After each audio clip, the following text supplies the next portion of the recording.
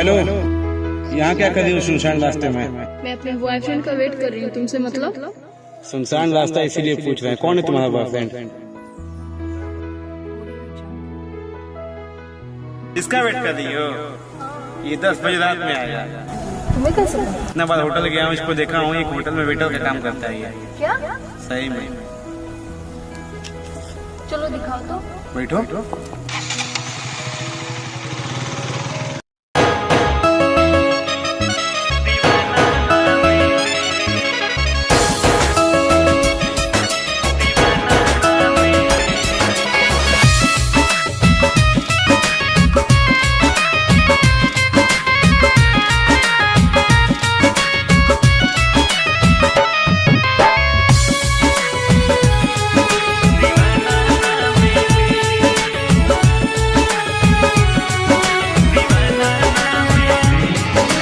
खेल गईलू जज्बात से हमारा धोखा दे के हो, गलती कैले रही तो देखा तू मौका दे के हो।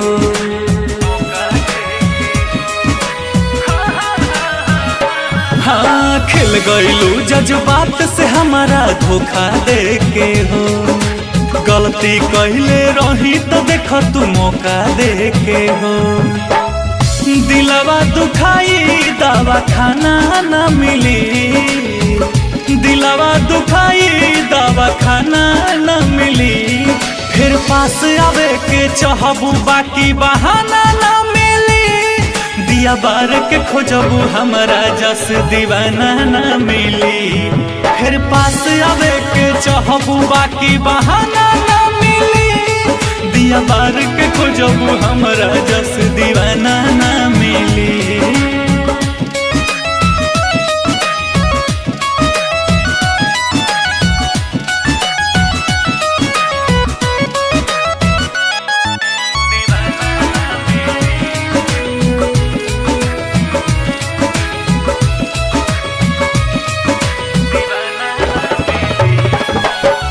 बेच दिलू पैसा पर हमारा तू प्यार के, दिल हकी गोरी हटे सौदा बाजार के।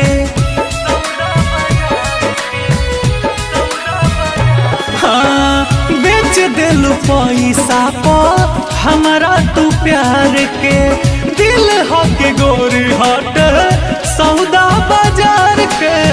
मोहब्बत के ऐसन परवाना न मिली, मोहब्बत के ऐसन परवाना न मिली, फिर पास आवे के चाहबू। हाँ, फिर पास आवे के चाहबू बाकी बहाना न मिली, दिया बार के खोजबू हमारा जस दीवाना न मिली, फिर पास आवे के चाहबू बाकी बहाना न मिली, दिया बार के खोजबू हमारा जस दीवाना न मिली।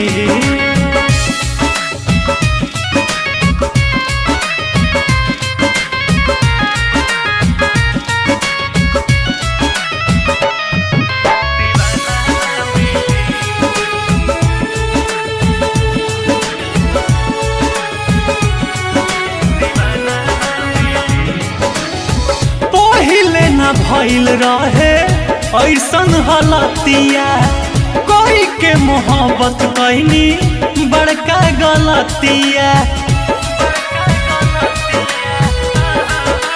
हाँ, पहिले न भइल रहे ऐसन हलतिया, कोई के मोहब्बत कैनी बड़का गलतिया।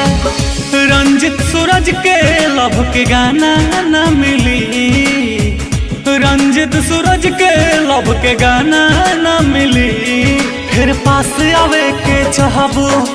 हो, फिर पास आवे के चाहबू बाकी बहाना न मिली, दिया बार के खोजबू हमारा जस दीवाना न मिली, फिर पास आवे के चाहबू बाकी बहाना न मिली, दिया बार के खोजबू हमारा जस दीवाना न मिली।